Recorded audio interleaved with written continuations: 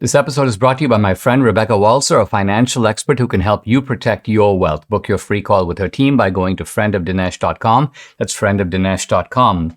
Coming up, there's a big summit in August with the BRICS group over the future of the US dollar as a global reserve currency. I'll tell you the momentous implications of that. I'll consider a concrete case that reveals the ideological subversion of biology, and I'll do a close analysis of a Chekov short story. It's called The Darling, to extract its psychological insights. Hey, if you're watching on Rumble or listening on Google, Apple, or Spotify, please subscribe to the channel. I'd appreciate it. This is the Dinesh D'Souza Show.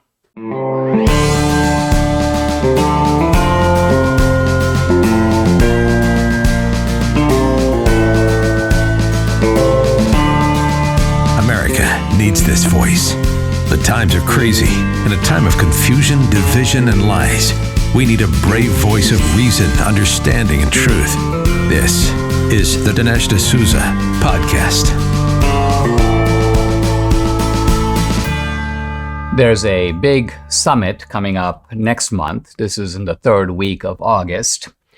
And it is a summit that could have big implications for the U.S. economy, for the world economy, for your finances and mine. The summit is in Durban, South Africa, and it's a summit of the so-called BRICS group, now sometimes called the BRICS Plus group, and I'll explain why the plus sign was added. It's almost like LGBTQ plus. In this case, we have BRICS Plus, but I'll tell you why. So, why is this important? And it's something that has gotten, well, some attention and maybe a little bit more in the economic or financial press, but not enough in the mainstream press and not enough in the conservative media.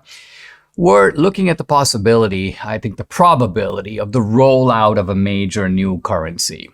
So sometimes people talk about multilateralism, multipolarism, and what they're referring to generically is the fact that the United States losing its sole position as the world superpower and other powers coming up. I'm not talking about that. I'm actually talking about almost a revival of Cold Warism in the sense that the Cold War was between just two countries. Each of the countries might develop a wider orbit of allies, and in the case of the Soviet satellites, but it was a bipolar world. I'm talking about a bipolar currency world. So not a world of 10 currencies. I mean, obviously many countries will have their own currency, but we're talking here about a reserve currency. And a reserve currency is the currency that countries hold on to store their value. Think particularly of countries that don't have debts, but are in a creditor position.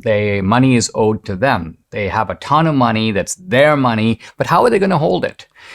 Typically, they're going to hold it in the form of a reserve currency that allows them to use that currency to buy anywhere in the world because it's a widely accepted currency. And what we're talking about is the dollar has been the world's reserve currency now for really 70 years or so. And we're talking about a rival currency that certainly at the beginning doesn't displace the dollar, doesn't get rid of the dollar, but it eliminates the dollar's monopoly as a global reserve. And all of this can happen pretty quickly, and it might be kicked off in this event I'm describing in August. So just talk a word about BRICS. BRICS, of course, stands for Brazil, Russia, India, China, South Africa.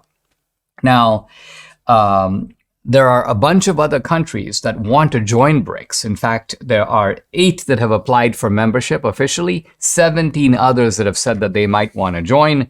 And so we're talking about countries all over the globe. Zimbabwe, Uruguay, Turkey, Tunisia, Senegal, Nigeria, Pakistan, Nicaragua, Mexico, Bangladesh, Afghanistan. So these may seem like, well, we're talking about some second-rate countries, but no, let's look at the power of BRICS in an objective way. First of all, Saudi Arabia and Russia. So we've got two of the 3 largest energy producers in the world, the US being the third. If Russia, China, Brazil, and India are all members, you've got 4 of the 7 largest countries measured by land mass, just physically the largest. And China, India, Brazil, and Russia are 4 of the 9 highest population countries. So they represent collectively 40% of the world's population. I'm telling you all this to give you a sense that BRICS is not some kind of small pocket. We're talking about a coalition of countries that forms a significant part of the world's physical landmass and its population and its financial power and its also political and military power. China, India, Brazil, Russia, and Saudi Arabia have a combined GDP of $29 trillion. That's about 30% of global GDP. And Russia and China, of course, have two of the three largest nuclear arsenals in the world, the United States, of course, being the other. So now, why has this remarkable coalition even come together? I would argue that it's come together because the U.S. has, at least in the perception of many of these countries, abused its dollar reserve power. And here's what I mean.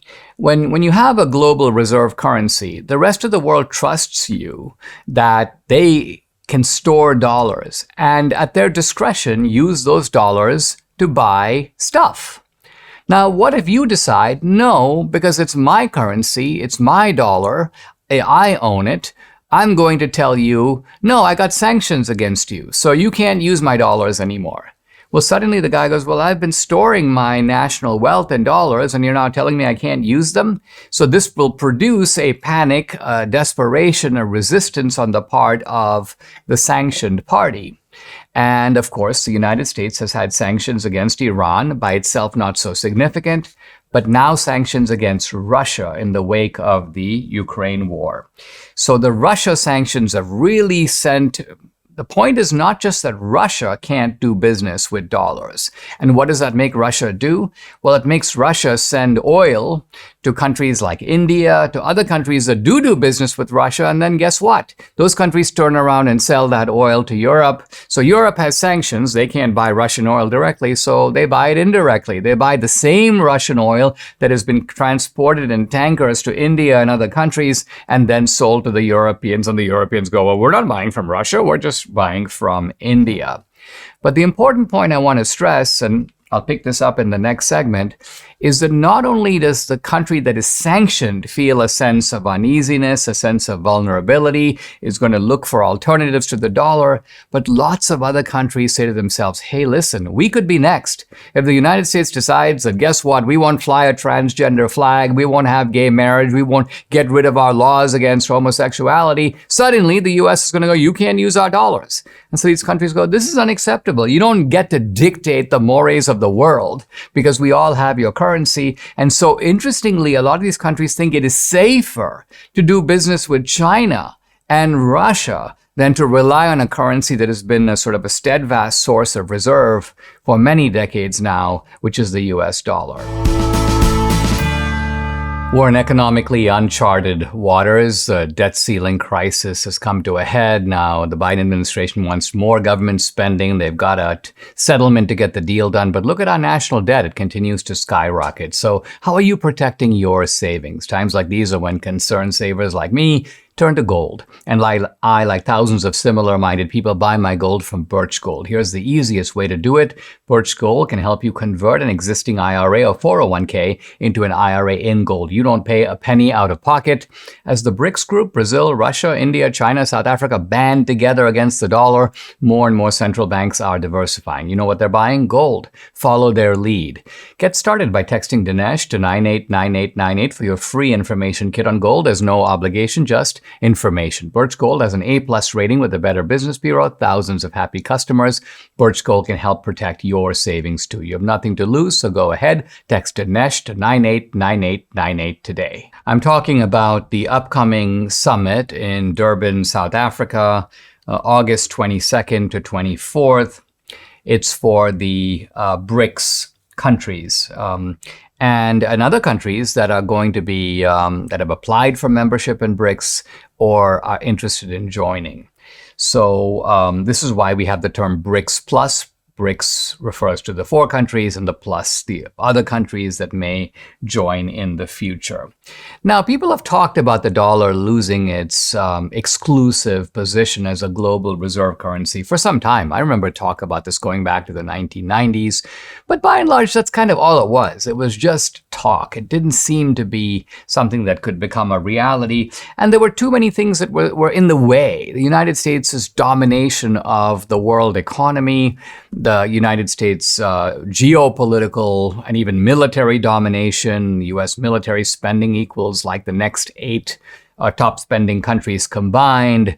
The United States, of course, had allies all around the world, not just the power of NATO, but the fact that Russia became almost a kind of subordinate force to the United States after the collapse of the Soviet Union. So the dollar reigned supreme, and all of that has changed. Suddenly there is talk, but now not just talk, possibly talk leading to action. And countries are starting to experiment with doing business not in dollars. So Dubai and China, for example, have made a deal. Dubai is now going to sell things to China, and in payment, the Chinese will give them yen. See, in the past, if this exact same transaction would have occurred, the Chinese would have bought stuff from Dubai, and the Chinese would have used their dollar reserve currency, the dollars that they're holding. Now, they don't actually hold dollars, but they hold the equivalent of dollars. They hold bonds and securities that reflect a dollar value. So the transaction is conducted in the dollar. And the point is not just that the U.S. gets to sort of charge a kind of transaction fee. The point is that they're using your currency. And this also means, by the way, that in the United States, you can spend a lot of money and not feel the immediate inflationary effect. Why? Because instead of pumping dollars into America, where they begin to compete for the same goods and services, driving prices up, that's the definition of inflation. Instead of doing that, you take these dollars that you've printed and basically the Chinese take them or the Saudis take them. So other countries hold on to these dollars, preventing them from having, as I say, this inflationary effect in the United States. So it's really good. You are in an advantageous position if you have a global reserve currency. But now that's changing. Dubai and China are like, no, we're going to do business in the Chinese currency. Saudi Arabia and China have been talking about doing the same, exchanging oil for yen, for the Chinese yuan. But they haven't done it yet. They haven't kind of made it work, but they are working on it. China and Brazil recently reached a bilateral currency deal. Each country agreed to accept the currency of the other in trade. So this is obviously good for the Brazilians, it's good for the Chinese, and not good for the United States, because suddenly the United States is now out of the picture. And the idea of this BRICS Plus meeting is to talk about creating a new currency. Now, there's some debate about whether this new currency would be a currency based upon a basket of commodities, or will it be based upon gold? Either gives a more reliable basis for that currency than we have now, because the dollar is based on neither. In other words, the government, when it prints dollars, doesn't have to hold gold. The government doesn't have to say anymore, hey, listen, this currency is, quote, as good as gold. Why? Because there's gold backing the actual currency. We've gotten away from the gold standard, and we haven't replaced it with any other standard of using another mix of commodities. Now, there's some arguments back and forth about whether commodities is better or gold is better. I think in general, gold is better. And I think that the BRICS currency in the end is more likely to be based on gold than anything else. Now, when we talk about a currency, I'm not talking about going around using a currency note that has the name BRICS on it. We're talking really about a digital currency. And we're talking about a currency that is being created as a reserve currency and not a payment currency. And this is a key difference that many people don't understand. And so I'll kind of close out today on this topic. And it's a little complex, but it's a very important topic. It's the difference between a payment currency and a reserve currency. Now, a payment currency applies worldwide now. You can go to Europe and pay in euros. You can go to India and pay in Indian rupees. There are currency values to exchange currency all over the world from one currency to another. So obviously, all currencies work in the sense that you can just go to a broker and say, look, I want to exchange rupees for the British pound or rupees for the Chinese yen, and you can do it. That's not what we're actually talking about. What we've been talking about is countries that have a surplus, that want to hold that value in some currency other than their own. They want to hold it in some currency other than their own because when they go to buy stuff from other countries, the other country will not take their currency en masse and wants a safe currency, almost like saying, you owe me money. I'm not going to take a personal check. I want a certified check. So the certified check is like the global reserve currency. It's backed by the bank. And the United States dollar has been that global currency. So what we're talking about is that a change, not in payment currencies, which continue, but a change in the global reserve currency. And that's where the threat of the BRICS group has now become quite serious. We are in the most vulnerable times in U.S. history with our markets and economy, and that calls for an expert financial advisor for your investments. Yet most Americans with the conventional kind of right out the dips in the market advisors that have kept recycling the same tired advice since the 1980s. Hey, it may have worked at one time, but not now. Today, that advice will fail you. Now, luckily, my friend Rebecca Walser is different. I've had her on the podcast a few times. She was on earlier this week.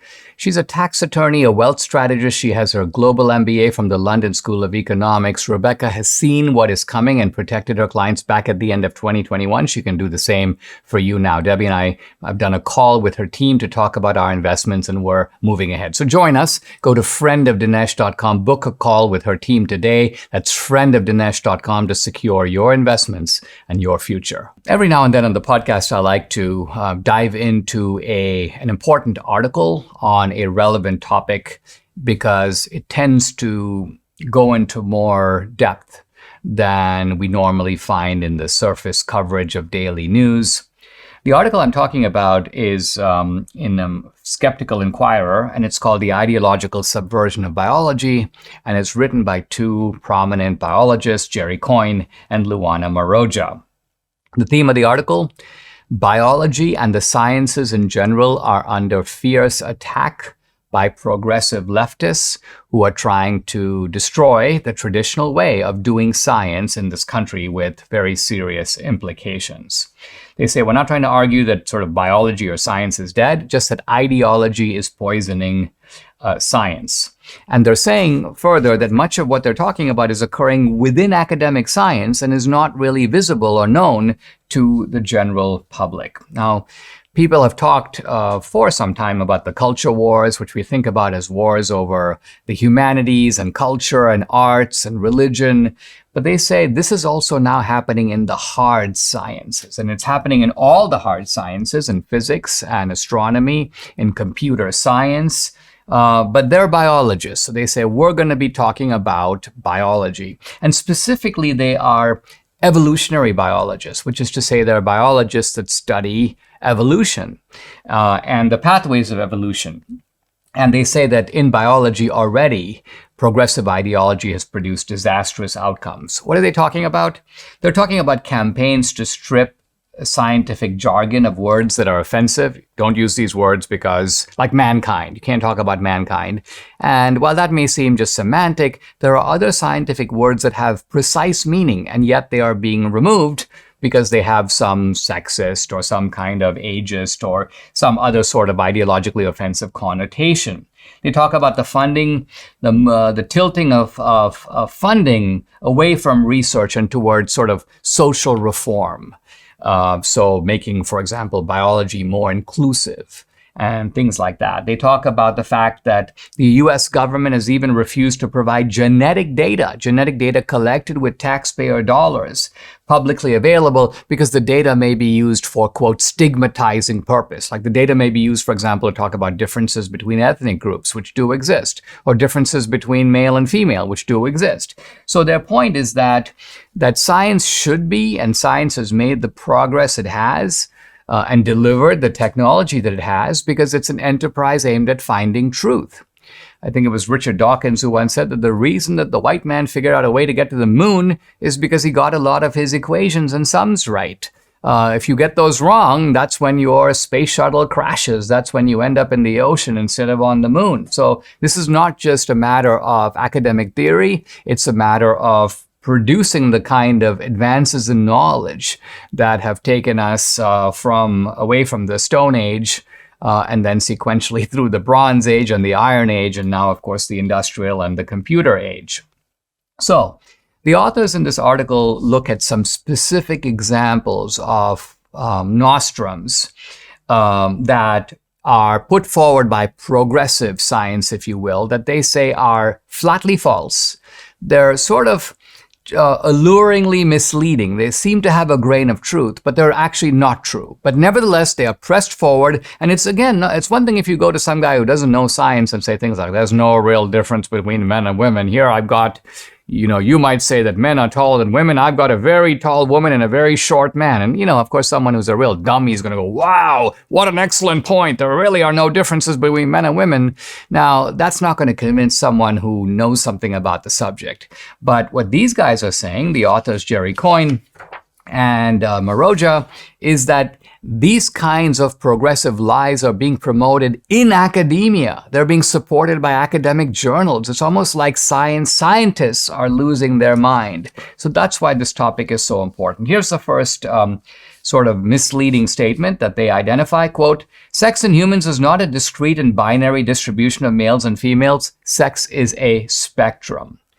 And these guys go, no. In nature, not just in human beings, but in animals and even in plants, sex is binary. There is basically male and there is female, identified by different size of gametes. I'm now quoting the authors. No other types of gametes exist in animals or vascular plants, and we see no intermediate gametes. There is no third sex. There's only male and there's female. Now, they admit that, look, you do have hermaphrodites, which have kind of male and female functions. But note again, it's male and female function. It's not some other function that has a different nature. It's not a third sex. And then they say, similarly, you have intersex people, a very rare condition. In fact, they say that these intersex people are, quote, 1 in 5,600 people. So that's 0.018%, less than 1/10 of 1%, or 1/10 of 1%, very tiny. And so sex is not a spectrum. Sex is, in fact, a binary. They say not just in humans, but in animals and plants. And then they go on to say that this is not accidental. This is something that occurs because natural selection, the very process, the evolutionary process of driving species towards survival and reproduction, is based on this. So it's not a kind of accidental thing like having big ears or small ears, or no, there's a reason why you have males and females, and it's not a case that your maleness or female was, quote, assigned to you at birth. It's a biological reality. Want to know how to get all the fruits and veggies that you need? It's called Balance of Nature. Now, Debbie and I started eating better this year. We've lost weight, but the foods we can't seem to eat enough of, and it's a requirement, veggies and fiber. Now, there's no better way to get all your fruits and veggies plus fiber than with Balance of Nature. Now, this is Balance of Nature's Fiber and Spice, a proprietary blend of 12 spices for digestive health. The intense flavors and deep colors of spices are the most condensed whole food source of phytonutrition available. It's recommended to be paired with this, the star product, fruits and veggies in a capsule. So easy. Select the whole health system for the best price. Start your journey to better health right now. Take advantage of Balance of Nature's offer, $25 off plus free fiber and spice with your first preferred order of fruits and veggies when you use discount code America. The offer can end at any time. Act now. Call 800-246-8751. That's 800-246-8751, or go to balanceofnature.com. Use discount code America. I'm talking about the important article, The Ideological Subversion of Biology, by two prominent figures in the field of evolutionary biology, Jerry Coyne and Luana Maroja. I've said a word about the progressive lie that they focus on, the lie about the fact that sex is not binary, but a spectrum. And they go into that in a little more detail, which I'm not going to follow. But I want to pivot to a second big lie that they highlight, and that is, quote, race and ethnicity are social constructs without scientific or biological meaning. Now, this is a very widespread nostrum that is taught across academia. I even heard this when I was a student in the mid-'80s. I read a lot of literature on this. The idea basically being that there's no such thing as race. Now, there is an element of truth to this in the sense that race is a complicated business. So, for example, we talk about people being, for example, white or black or Hispanic or Asian. Well, first of all, race cannot be reduced just to skin color. Because if you go to India, for example, from North India to South India, you have people who are completely black to people who are basically Debbie's color. I mean, they're white. And so Indians alone span a huge spectrum. African Americans in this country aren't black in the sense that they're not jet black. They're a whole spectrum of colors. Hispanics is not even really a racial group, but a kind of a linguistic group. These are Spanish-speaking people with different degrees of European, in some cases indigenous or Native American inheritance.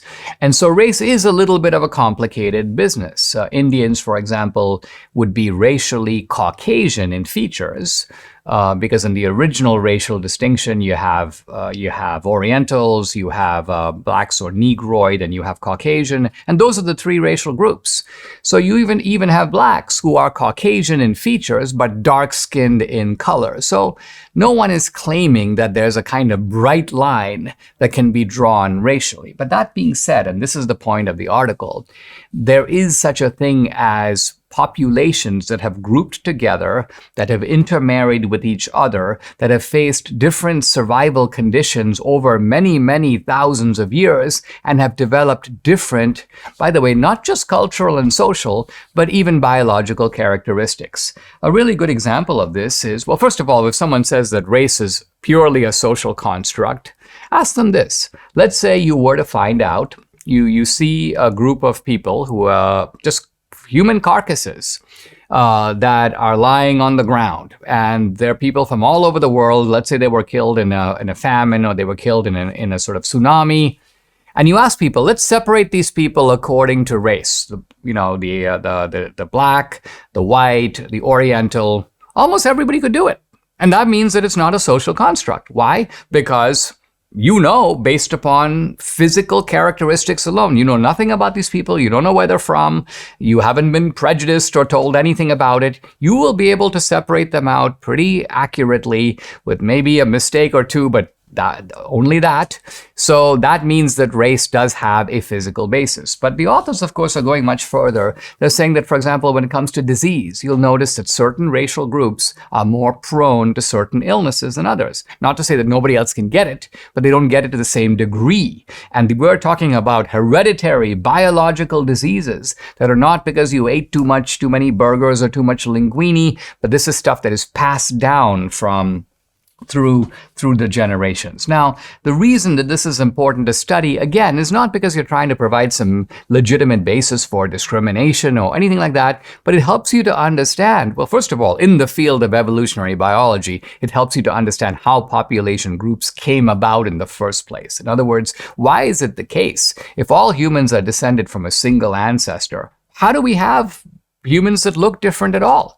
And then how is it the case that when you look at the 100-yard dash at the Olympics, it seems that not only every winner, but every contestant is black? How is it the case that in places like the NBA, you don't have an equal distribution of racial groups? How is it the case that when it comes to all kinds of social indices, you seem to have groups that cluster? Some groups are clustered over here, other groups are clustered over there. Why is that? Well, this would seem to be a reasonable object of study. And the point that these writers are making is simply that there's an effort to shut down the truth. There's, in fact, an effort to shut down inquiry. And so if you deviate from the progressive line, they go after you, they go after your job, they go after your funding. And so the danger here is not just in the humanities. There's a left-wing attack on science itself. In fact, it's funny because the left is often saying, follow the science, we're following the science. No, they aren't following the science. What they're following is an ideological vector, and they only want science that supports the ideology. They don't base their ideology on science,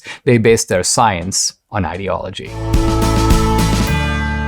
Debbie and I started taking Relief Factor a couple of years ago. The difference we've seen in our joints, nothing short of amazing. Once we started recording here, the podcast in the studio, Mike was like, what do you guys do? We are Relief Factor. Mike's been trying it. He loves it. his aches and pains are gone. Now, how does it work? Relief Factor supports your body's fight against inflammation. That's the source of aches and pains. The vast majority of people who try Relief Factor order more because it works for them.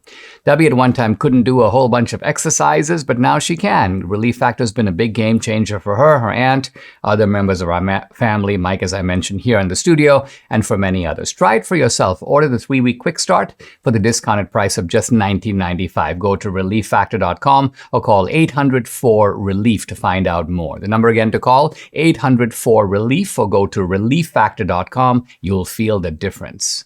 I'm seeing a really interesting development on social media, specifically on Twitter, and that is people posting insights and visuals from the past. And they do this in sort of threads. So you'll have guys who post beautiful architectural buildings in Leipzig or cathedrals.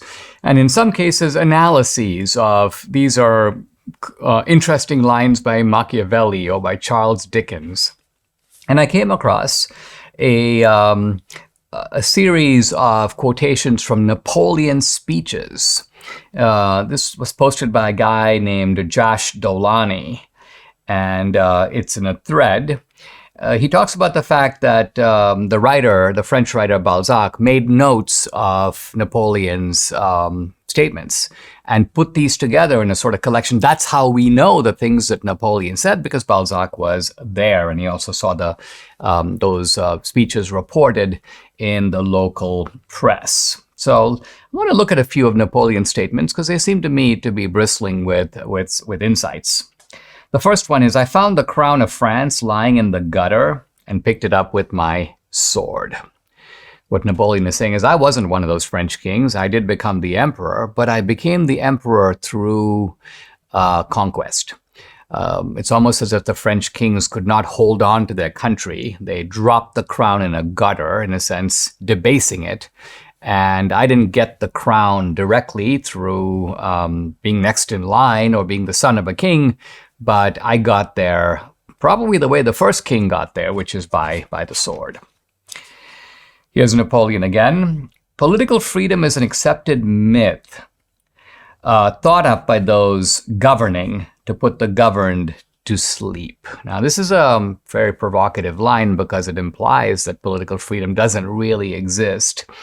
But what Napoleon is getting at here, I think, is that power in any society is concentrated at the top. There are always a few people who make the key decisions. And this is, by the way, true not just for a country, it's true for a company, it's true in pretty much any institution. And what Napoleon is getting at is a different political system, different ideologies are different ways of, in a sense, disguising the fact that there's always going to be a few people ruling. We think, oh, there's monarchy, there's oligarchy, there's democracy, radically different forms of government. And Napoleon is saying not so different, because in all these cases, a few people are running the show. Here's Napoleon on equality. Social law can give all men equal rights. Nature will never give them equal faculties. I think the implication of this that is quite profound is that equal rights is not a way to assure equal outcomes. On the contrary, equal rights is a way to provide more legitimacy for inequality of outcomes. Why? Because nature has distributed strengths and talents, whether physical strength or intellectual brilliance or emotional insights, very unequally. And so in a condition of equal rights, which is similar to an Olympic race where the clock goes on, the gun goes off, everybody starts on the same line, but guess what? The person who's the faster runner thus hits the finishing tape and collects the gold medal. So nature, says Napoleon, is not giving people equal faculties. A lot of our problems in society today, the phenomenon of people who lack self-esteem, or even the trans phenomenon, a rebellion against this simple fact of nature. Now we turn to Napoleon and the French Revolution. The nobility would have survived if it had known how to master the writing desk. What an odd statement. Napoleon is saying that you might expect him to say, well, the nobility would have survived if they had better armies and they knew how to crush the rebellion. But no, says Napoleon, the problem with the nobility is they didn't have propaganda. They didn't know how to make the case for themselves. They didn't know how to convince the French people at the time when the French people were like, what is the nobility doing for us? They couldn't say, hey, guess what? We're doing A, B, C, and D, and any other system is going to be inferior to our own. They couldn't make that case. And, says Napoleon, that's what brought us the French Revolution, which, by the way, ended with Napoleon himself coming to power. And then the final quotation I want to discuss from Napoleon, well, two of them. He has a comment on courage. Courage cannot be counterfeited. It's a virtue that escapes hypocrisy. Here's what he's getting at. Any other virtue you can pretend. You can pretend I'm a kind, compassionate person. All these people who posture as compassionate. You can even pretend to be intelligent, learn some big words, spout some phrases. You can pretend to be a lot of things. But, says Napoleon, courage, which is revealed in a given circumstance, either you are or you aren't. There's no such thing as pretending. Either you run toward the traffic, you run toward the enemy, or you don't. And finally, Napoleon on policing. The art of the police consists in punishing rarely and severely. His point is that if you administer a light punishment, you got to do it a lot. You administer a heavy punishment, but do it rarely, it has precisely the deterrent effect it's supposed to. So here you see in Napoleon a guy who knew something about managing armies, but also managing countries. Some insights to think about that are applicable, it seems to me, to our own time. Mike Lindell invented MyPillow 20 years ago. He sold over 80 million MyPillows. Wow. Now, to celebrate their anniversary, Mike Lindell and the MyPillow employees want to thank each and every one of you and give you the lowest price on the Giza Elegance MyPillows. You can get a queen-size Giza Elegance MyPillow for $19.98. Regular price $69.98 and just $10 more for a king size. Go to MyPillow.com to get Mike's amazing offer on the Giza Elegance or call 800-876-0227. Use promo code Dinesh. The offer comes with a 10-year warranty, so you know it's going to last, and a 60-day money-back guarantee, so you have nothing to lose. It's time to start getting the quality sleep we not only want, but need. So go for it. Go to MyPillow.com or call 800-876-0227. Use promo code Dinesh to take advantage of Mike's special offer on the Giza Elegance MyPillow. Great deals, by the way, on all the other products. Again, the number to call, 800-876-0227. Don't forget to use the promo code DINESH Dinesh. This is sort of Anton Chekov week on the Dinesh D'Souza podcast. It's a reflection of the fact that I've been reading Chekov's short stories back and forth on our trip to London. I want to talk to you today about a very good one. It's called The Darling. It's a story about a woman named Olenka, and it's her peculiar personality that Chekov finds interesting. So she lives in a part of a small town in Russia, and there's a single theater in the town, which is run by a guy named Kukin. So the woman's name is Olenka, and the manager of the theater is Kukin. And Kukin is always complaining. He goes, oh man, it's, quote, again, he said despairingly, it's going to rain again, rain every day as if to spite me. I may as well hang myself. It's a ruin. Now, why is the rain a problem? Because people then stay home. They don't want to go to the theater. And this guy, Kukin, has all kinds of views about his audience. In fact, he sort of doesn't like them. He despises them. He tells the young woman, Olenka, he goes, to begin with, the public is ignorant, boorish. He goes, I give them the best operetta, first-rate music hall artists. But do you suppose that's what they want? They don't understand anything of that sort. They want a clown. What they ask for is vulgarity. And he complains like this every day. And of course, he's apparently living in a very rainy part of Russia. So Olenka keeps listening to this poor man, and her heart is sort of touched by his misery, by his misfortune. And she sort of begins to have feelings for him. And here's what Chekov says about her. She was always fond of someone and could not exist without loving. In her earlier days, she loved her papa, who is now in a darkened room breathing with difficulty, so obviously very sick. Before that, when she was at school, she loved her French master. She was a gentle, soft-hearted, compassionate girl with mild, tender eyes. And then, says Chekov, when men sort of encountered her, they kind of looked her over and thought not just her looks, but her personality, not bad. And, says Chekov, while lady visitors could not refrain from seizing her hand in the middle of a conversation, exclaiming in a gush of delight, "You darling," and that's the title of the story, The Darling. So Kukin, this fellow, proposes to Olenka and they get married. And the interesting thing is, once they get married, she throws herself into his business. She begins to look after things in the theater. She takes tickets. She does the accounting. And it says that she would go around telling everybody that theater is the most important part of life. It's basically only through drama and art that you can derive true enjoyment and become a cultivated and humane person. And then she would say things like, but the public doesn't get any of this. She says, what they want is a clown. Yesterday we did Faust. Almost all the boxes were empty. But, if my husband and I produce some vulgar thing, I assure you the theater would have been packed. But you know what? Tomorrow we're doing Orpheus in Hell. Please come. Now, what Chekov is getting at here is that the woman adopts the opinions and values of her husband. She's sort of almost a person in the shadow. She doesn't have her own mind, but part of her way of showing her affection is she kind of takes on board your entire personality. But then by a weird turn of events, the husband dies and the woman goes into mourning. She's completely lost, Olenka is, until she meets another guy. In fact, this guy, she's mourning in church every day, and this guy walks her home from church. He's a timber merchant. And he tells her, you shouldn't be so sad. Terrible things happen in life, but it is ordained by God's will. And in any event, she begins to now identify with this guy. Soon enough, they get married. And then the same woman, Olenka's going around telling her friends, timber gets more expensive every year. The price rises 20%. Now my husband has to go for wood to the Mogilev district, and the cost of freight.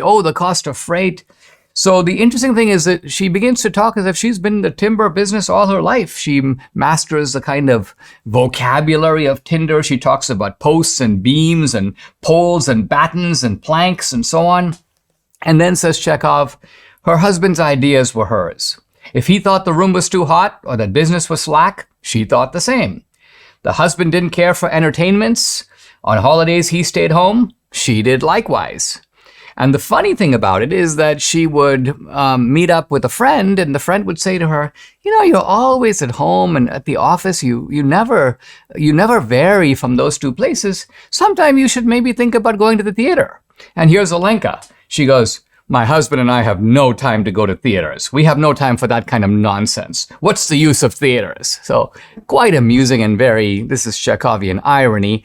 When she was married to the theater guy, the theater was the most important thing in life. Can't live without the theater. That's what makes life worth living. Now that she's married to the timber merchant, he's kind of a bourgeois guy. He doesn't care about arts. He wants to stay home all the time. She stays home, and now to her, the theater has a completely different meaning than it did before.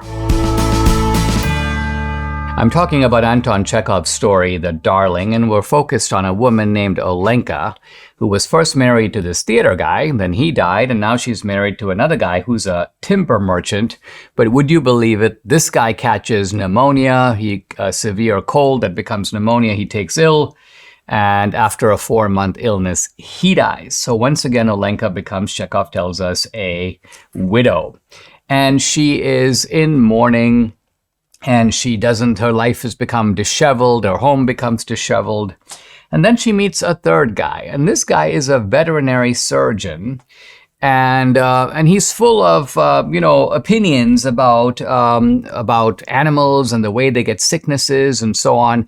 And as Olenka gets to know him, she begins to absorb his opinions.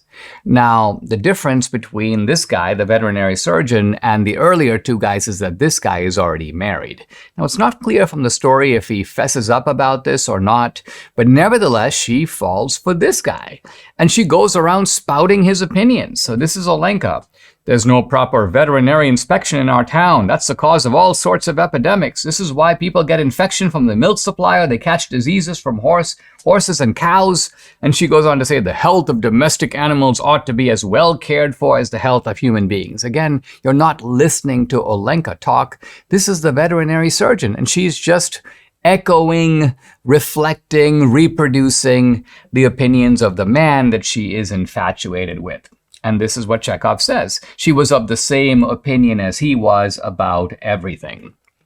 And so the man sometimes has visitors. It could be that he has a family in one place and has a practice somewhere else, because it's hard for me to see how Olenka could be present if he's having visitors at his home, but he apparently does.